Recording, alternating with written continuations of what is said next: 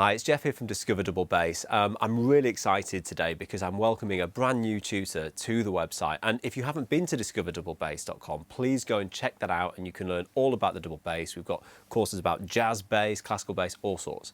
Anyway, today I'm going to be welcoming a brand new tutor and I want to have a discussion with him about his thoughts on education and, you know, some of the topics that we've been discussing in our recent filming sessions. So he's a really renowned jazz bassist and educator and author of a series of books called The Lowdown. So let's welcome Danny Ziemann to Discover Double Bass. Welcome, Danny. It's great to have you here. Hey, great to be here. Thanks, Geoff. Well, listen, man, I've really enjoyed this last week. We've just been hanging out, filming all of these courses we've been putting together for your new course on playing in the jazz trio. Yeah. So I want to kind of introduce you to the audience, let them know a little bit about you, about your thoughts on education. We're going to talk about all the geeky bass stuff, like how you approach fingerings and things, and how you approach, you know, what gear you use, all the kind of stuff that we want to know. Awesome.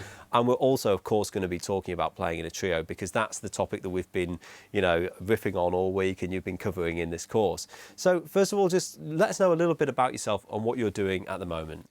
So currently I'm living in Basel, Switzerland. Oh, okay. I'm from the upstate New York region, but I've been in Basel for the last maybe 6 or 7 months. I'm part of an artist diploma program called Focus Year. I play with an 8-piece band, all internationally comprised. There was an audition process last year. And we kind of serve as a house band for a number of different artists that come in and work with us. So we'll rehearse for an entire week with like Joshua Redman or Jeff Ballard, Django Bates. We actually had Dave Holland come in last week.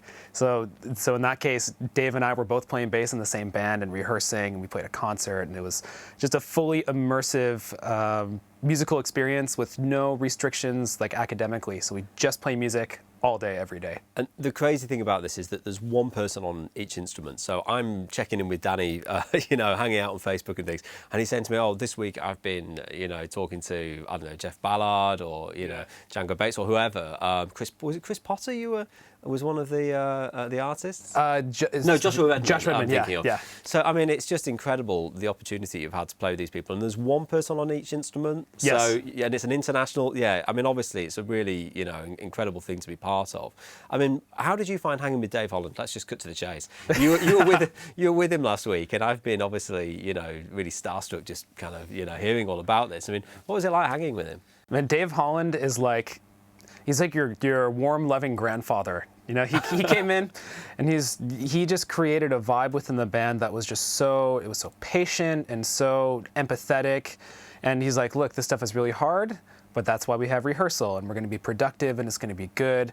And just to spend time with someone who's been a band leader for nearly 30 years and just absorb their energy, that alone was amazing, just to see how productive and how positive the band can be. But on a bass specific level, I've got my mind blown every time he picked up the instrument and played. It was just, you know, you hear someone that's got 50 to 60 years worth of professional music experience in everything they do. And it's like, oh, this is how you can contribute to a group. This is how you can cast a musical vision.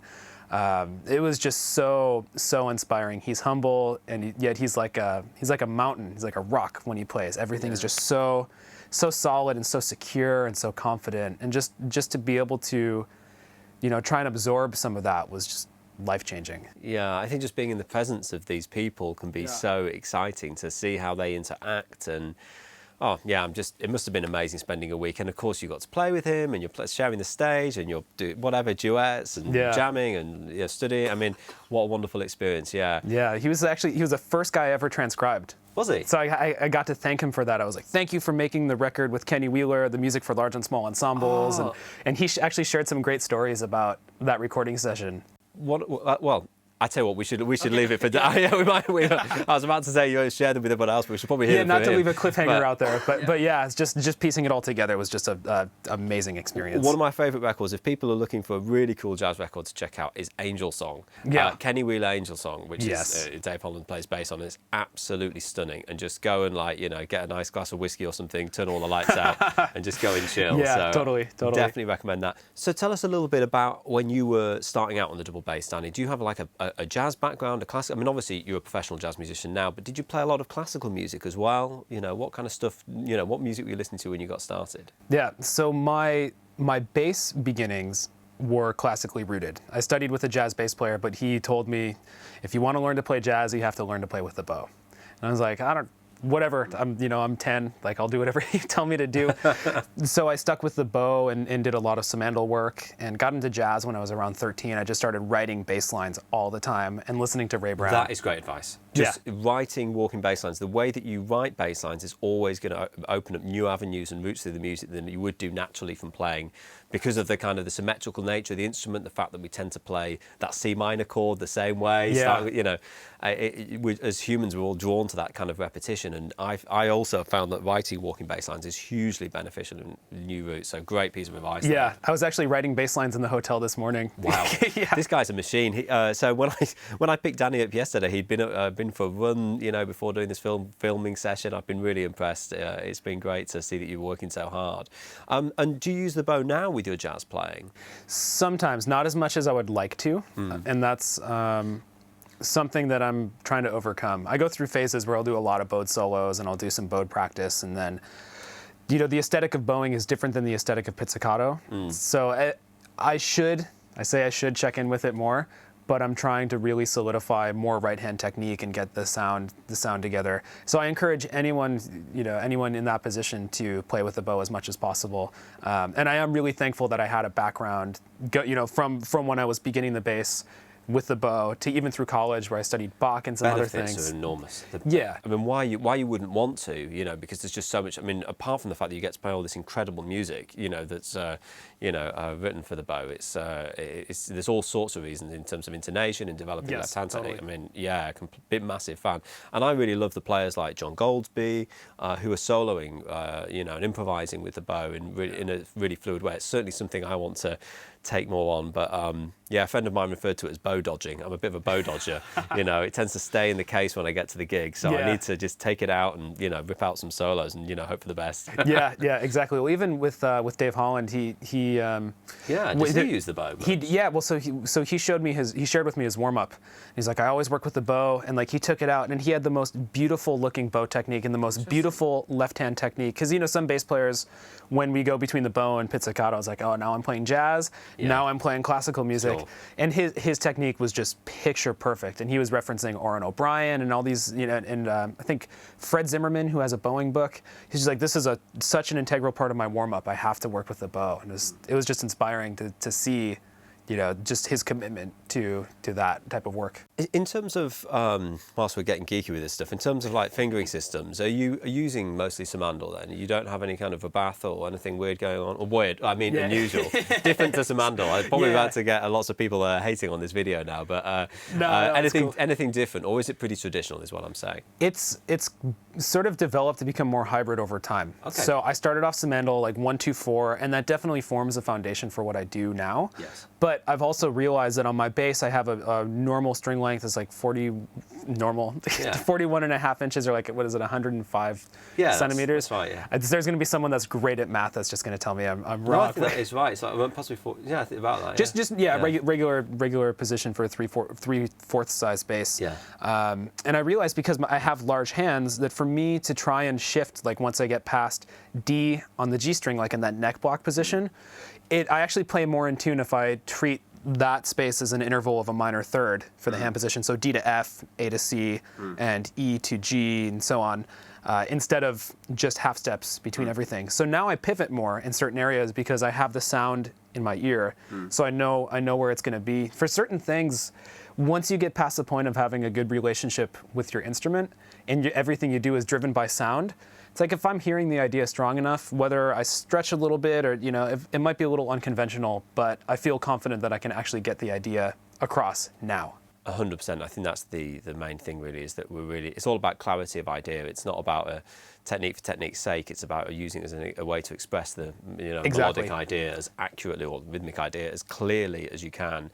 And I'm absolutely the same, where I'm based really traditionally in Simandl technique, but there are occasions, particularly around the neck heel, that it does make sense to be thinking slightly differently. Yeah.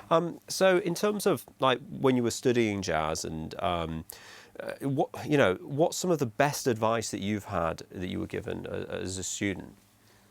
Oh man, I think what's really stuck with you that you think, Yeah, I can share two specific two specific anecdotes. One when I was in college and I was playing for Bill Dobbins, who's like a renowned pianist and arranger and educator.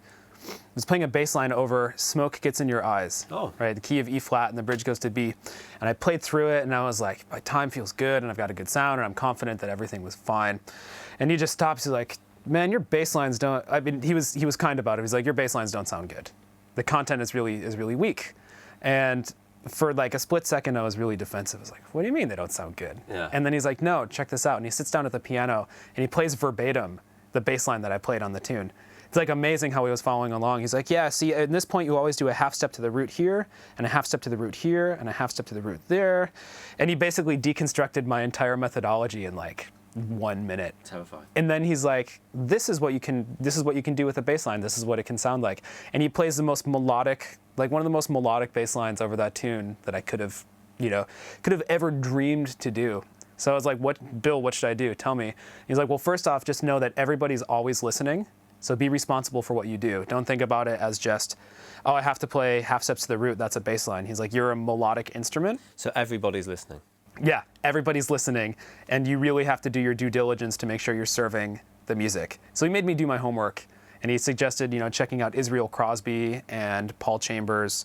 And I just went on a huge Israel Crosby transcription binge. And 6 months later, Bill came up to me. He's like, yeah, I've been listening to you, and you really done your homework, and I can check it out. I've been checking it out, and it sounds good. Like keep going with it. So that was the first thing. Everyone's always listening. And the second one, or the second big piece of advice I got was in a lesson with Larry Grenadier, and he was telling me just always be thinking about the core of what you're trying to express. If you're thinking about embellishing all these things, or if you don't really have a strong vision for the music, something that's simple and just stated with a great sense of time, and a really beautiful sound and conviction will always come across more than something that's superfluous and has this extra stuff in there. It's like always be paring down and always just think about the core of what you're trying to express. It's really interesting. Yes, those have like basically formed the foundation for my philosophy now. Know that everyone's listening and always just try and pare it down. Because I know if I'm doing something simple, but I'm convinced by the sound and I'm playing it clearly, I don't have to worry about it not being impressive because it's going to sound good. Absolutely. I think that is absolutely fantastic advice to reflect on. So let's talk about playing in a trio, because we've just been filming this course about playing in a trio. So it's been with yourself, and we brought in two musicians who you hadn't met before. Yeah. And one of the real joys about filming this course is I get to sit in and watch it happen in real time. And pretty much everything we've done in almost one take, really. We've just filmed the lesson, and what's happened has happened. And watching you interact with everybody has been really interesting to me. And one of the things that I clocked was how strong your sense of harmony is, and how accurately you can hear what's being played in the piano. And your relationship with Jamil, the piano player who was on the sessions, it was really interesting. You haven't played together, and Jamil is a really sophisticated piano player. Yeah, absolutely. And he was playing some really interesting and not obvious things that I thought, certainly listening. And I was listening without having to be in the moment and play as well. So I've got this real advantage where I can really put my attention everywhere. And you were just getting so much detail out of him, and in terms of voicings and what have you. So how did you develop that side? I mean, do you have a background in piano as well? Oh man, I wish I did. I've played piano on and off for, seriously, like for five years maybe, but I'd say I'm mostly self-taught. I had a string of piano lessons for about 6 months after college, but it was less about playing the piano and more about composition. So using the piano as a tool to compose music, and using composition as a tool to, be able to learn the piano. So not formally besides taking class piano in college, which this is no offense to any class piano teacher, but like when I was in college, it's like class piano, I'm not going to pay attention. I'm just going to get through the course. 4 more semesters to go, and then I'm done. And then after college, I just fell in love with the instrument. And the bass, to me, is amazing because you can use one note to express what a piano can express in 10 notes, right? So the implications are all there. Absolutely. But I wasn't necessarily relating to, I wasn't able to relate on the spot to every note that I was playing in my bass lines in the way that a piano player would or a guitar player would. So that my curiosity was struck. And then I just basically spent I mean, for a while, like a few hours a day, just trying to figure out how to play standards and voice chords and do chordal voicings and upper extensions and work on voice leading. And I say I'm a closet piano player now because you would not want to hire me on a gig, but I think I can see how the things work, and it satisfies the part of my brain that just needs to understand what's going on. And then the other thing too is just I have a lot of students who want to learn to walk bass lines, and I found it quite difficult to accompany them on the bass. So now in lessons when they're learning jazz, my old teacher, Zoltan Dekani, used to take advantage of the lesson so he could basically practice piano. And I mean that in the nicest way, but one day he came in and said, you know, Geoff, I'm playing a lot of piano. I'm going to accompany you on piano. And I liked it when he accompanied me on bass because I just liked to hear him play all the time. He was like, no, you're going to do this. And, of course, he was an incredible teacher and just, I can't say enough good stuff about Zoltan, but it was funny how all of a sudden he's like playing a lot of piano. And then, of course, he's, like yourself, actually, Danny, you really can play. I mean, I've heard you, while you've been warming up and stuff. And it's clear that you've got a lot from that. So I just interrupted you though. Was there anything? No. Yeah, cool. But basically saying like that's the same thing that I'm doing. I know I'm playing a lot on the lessons, and like it serves as practice for me. But it also it's amazing what you hear out of bass players when you're playing a different instrument. Like when I tend to hear things like when I'm playing the bass, I'm like so in the zone for like if I'm listening to the piano player and they play a 13 flat 9 with a sharp 11 or like a flat 13 flat 9 sharp 11, my brain just, it's like it tries to grab onto everything. But when I'm playing piano and listening to a bass player comp, I hear the time first and I hear the sound, and if there's a note that kind of sticks out as being funny, then it catches my attention. But otherwise, it's a totally different experience. It's like if I'm a bass player and I'm not even listening to the bass in the same way as I am when I play it, it's like it just really made me understand, what people sort of gravitate towards when they're listening to bass in a trio situation or a duo setting or whatever. So I've got a series of just kind of quick fire questions to wrap up on. So first of all, I'm going to ask you about gear, Danny. What strings are you using at the moment? The D'Addario pizzicatos, and I'm experimenting with a different gut G string right now. But the mainstay has always been the pizzicato, and I use a medium gauge E string and a light gauge A, D, and then if I'm using a steel G, I'll use a light gauge G. One sort of, I've said it's a quick question. Now I'm going to ask you another follow-up question. Is that when Danny came across, because you're travelling to come and film this course in the UK, you're using with my bass. So I said to you, Danny, what strings would you like? I went out and got the strings for you. Do you find it a challenge playing different instruments, different people's double bass and things? Because one of the things that's really impressed me is that you've just seemed completely comfortable playing my double bass, and it's sometimes I'll have mixed experiences with instruments. I just wondered how you found it. Yeah, I mean, playing your bass is super comfortable. You can tell that it's something that you take great care of. So usually for me, it's not too much of a problem. There are certain things I do to get used to it, like playing chromatic scales and just trying to figure out if it's a D or E flat neck. Me too. Chromatic scales, that's all about. Yeah, exactly. Helps you find your way, doesn't it? Yeah, totally.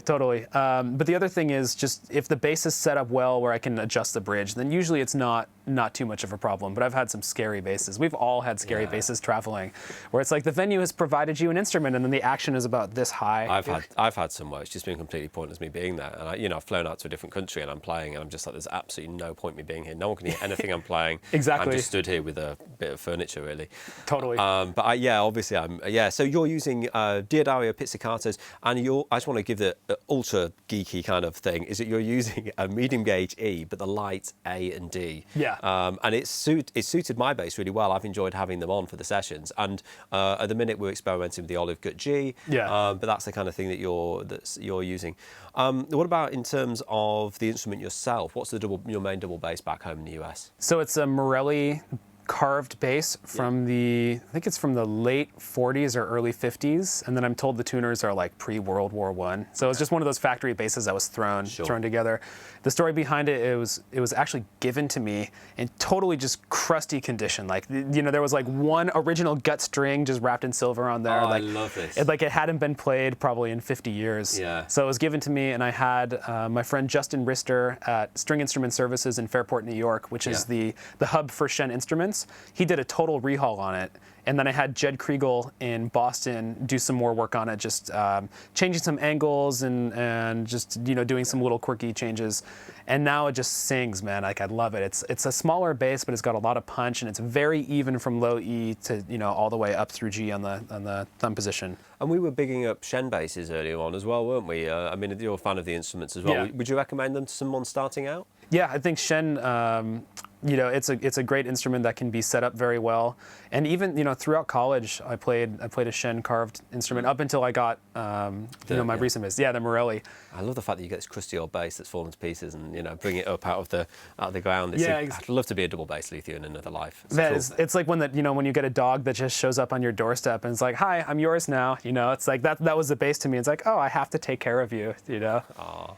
But yeah, Shen has been great to me, and I know the guys that work at the shop, all the guys doing the setups, and they put so much care and love into the instruments. That's absolutely fantastic. Well, listen, if you want to learn more about Danny, you can go and check out his new course, which is called The Bass Player's Guide to the Trio. We have been filming this this week and putting a lot of effort into it. There's a whole range of lessons, and I'm not going to kind of go into all the details, but I will provide the link below. So please go and check it out, because Danny has put just so much work into it. So I really want to thank you, Danny, for everything that you've done in terms of putting this course together and all the care and the preparation, because it really shows. And I'm really, I've been really proud to publish it, really, and to be part of it. It's been a real Thank you, man. It's my pleasure to be here. It's great to share this with everybody. Oh, fantastic. And lastly, you can always check out Danny's books as well. It's the Lowdown series, and we'll provide a link for those underneath this video. So thanks for watching, and we'll see you next time.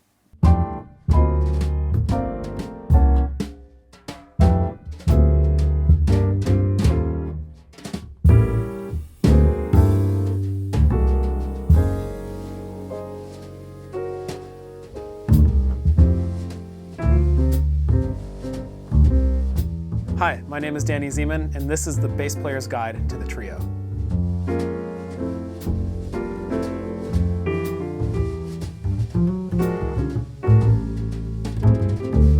I have a pianist and a drummer joining me throughout the entire course, so you can see and hear this information applied in real-life playing situations.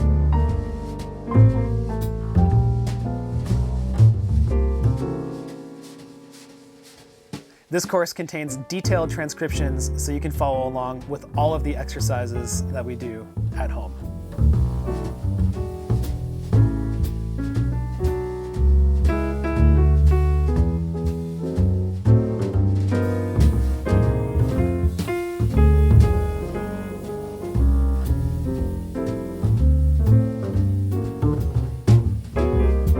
One of life's greatest joys has been studying jazz music and getting to perform in a trio.